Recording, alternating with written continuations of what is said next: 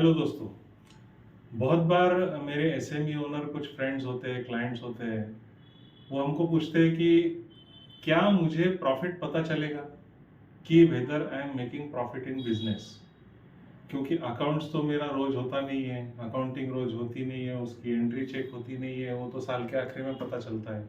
तो is there any way to find out whether I am making profits in my business. तो एक छोटा सा सिंपल तरीका है। आप अपनी बैलेंस शीट लीजिए, कोई भी बैलेंस शीट लीजिए, तो बैलेंस शीट में कौन कौन से आइटम होते हैं। सबसे पहले लेते हैं एसेट साइड। एसेट साइड में होते हैं फिक्स्ड एसेट्स, फिर इन्वेस्टमेंट, फिर करंट एसेट। करंट एसेट में तीन मेजर एसेट्स होते हैं। एक है स्टॉक, फिर है डेटर्स यानी जिनको माल हमने उधारी पे दिया है, और bank and cash balance. Left side में यानी लायबिलिटी साइड में, लायबिलिटी साइड में आपके होते हैं करंट लायबिलिटीज, मतलब इमीडिएट टैक्सेस कुछ भरने हैं, या कुछ हमने किसी से उधार माल लिया है, या सर्विसेज के कुछ पेमेंट्स करने हैं। फिर होते हैं लोन्स, अनसिक्योर्ड या सिक्योर्ड लोन्स हमने लॉन्ग टर्म लिए हैं तो। और फिर एक कैपिटल यानी हमारा खुद का पैसा जो बिजनेस में लगा है। अगर आपको ये समझना है विदाउट बुक्स ऑफ अकाउंट्स कि मुझे मेरे बिजनेस में प्रॉफिट है कि नहीं है, तो सिंपल तरीका ये है कि आपके पास जो भी फिक्स्ड असेट है, क्या वो गए 6 महीने में, साल भर में उसमें कुछ बढ़ोतरी हुई है।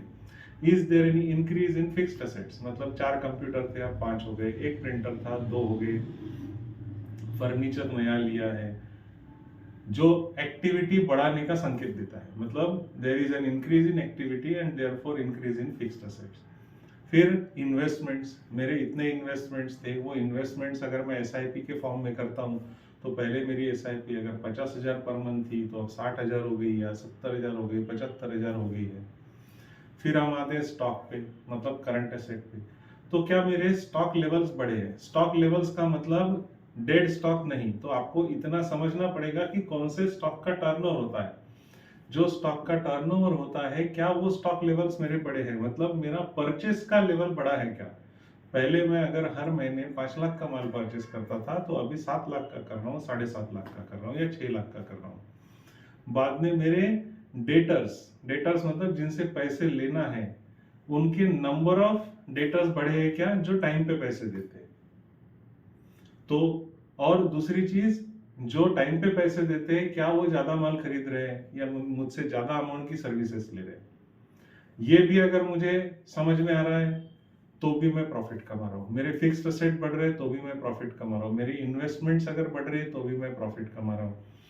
बाद में मेरे कैश एंड बैंक बैलेंस का एक जो मैं मेंटेन करता था कि मेरे बैंक में 1 लाख रुपए रहने चाहिए, लेकिन अभी वो 1.5 लाख रुपए रहते हैं, 1.25 लाख रुपए रहते हैं। मेरे कैश अगर 50,000 लाख रुपए, 1.5 लाख रुपए रहती है, तो वो भी लेवल बढ़ रही है।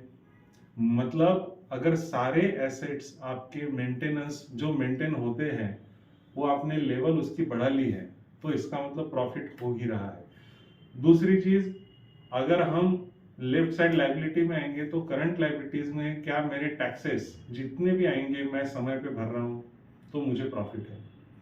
क्या मैं कोई भी मेरा वेंडर जो है मुझे फोन नहीं करता कि सर अरे कितने दिन हो गए आपका अभी पेमेंट बाकी है, पैसे देना बाकी है, तो मैं प्रॉफिट कमा रहा हूँ। उसके बाद में मेरे लोन्स के ईएमआई टाइम पे जाते हैं, तो मैं प्रॉफिट कमा रहा हूँ।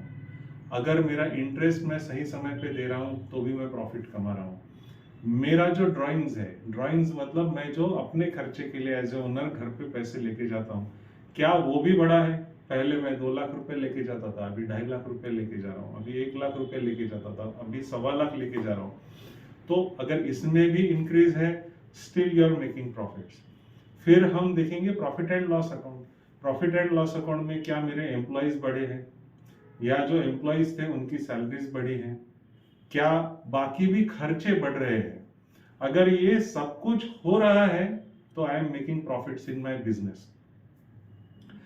इसके लिए हमको P and L balance sheet की जरूरत नहीं है, अकाउंटिंग की जरूरत नहीं है, क्योंकि ये सारी चीजें अगर हो रही है, तो बिना सेल और बिना प्रॉफिट के ये सारी चीजें हो ही नहीं सकती। अगर आपके बिजनेस में प्रॉफिट नहीं है, तो ये सारी चीजें हो ही नहीं सकती। तो अगर आपके यहाँ पे अकाउंटिंग नहीं होती है, फिर भी आपको ये समझना है कि मुझे प्रॉफिट कैसे होता है, या हो रहा है या नहीं हो रहा है, तो आपको एक दिन बैठ के सिर्फ ये टारगेट रखना पड़ेगा कि मुझे फिक्स्ड असेट्स में इतनी बढ़ोतरी करनी है, मुझे इन्वेस्टमेंट्स में इतना बढ़ाना है, स्टॉक लेवल इतना मिनिमम बढ़ाना है, मेरे डेटर्स का नंबर इतना बढ़ाना है, मुझे बैंक में पैसा जो मेरा मेंटेन रहता है वो 1 लाख रहता है तो इतना करना है, मेरे टैक्सेस में मुझे टाइम पे भरना है। ये सारी चीजें अगर हमने टारगेट रख लिया और सिर्फ उस पे फोकस किया तो ऑटोमेटिक वो सारी चीजें होगी जो प्रॉफिट बढ़ाती है।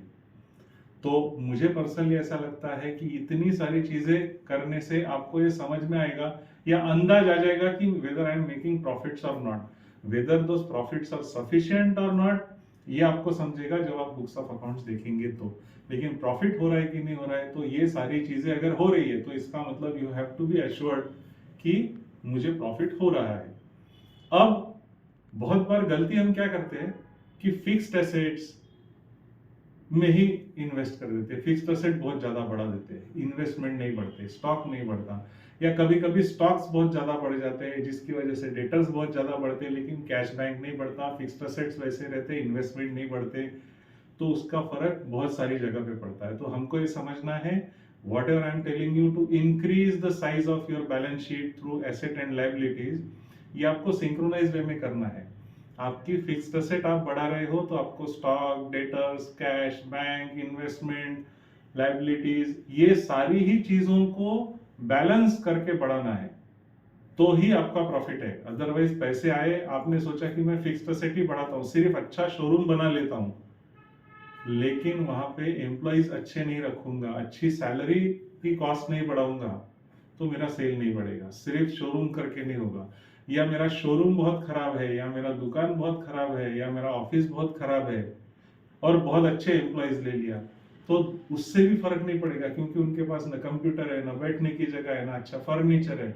तो ऐसी सारी चीजें हमको ध्यान रखना है कि जब हम प्रॉफिट बढ़ाने का सोचेंगे या सोचेंगे कि विदाउट बुक्स ऑफ अकाउंट भी मुझे प्रॉफिट हो रहा है कि नहीं हो रहा है, ये मैं कैसे जानूं या कैसे करूं, तो मुझे ये ध्यान में रखना है कि मुझे सारी चीजों पे ध्यान रखना है, सिर्फ एक या दो या तीन चीजों पे ध्यान रख के नहीं होगा, सारी चीजें साथ में सिंक्रोनाइज वे में बैलेंस तरीके से बढ़ाना है। तो आप अगर अपने बैलेंस शीट का साइज बढ़ाएंगे तो आपको ऑटोमेटिक प्रॉफिट होगा, बाकी सारी चीजें उसका फॉलो आउट रहेगी। Wish you a very happy balance sheet.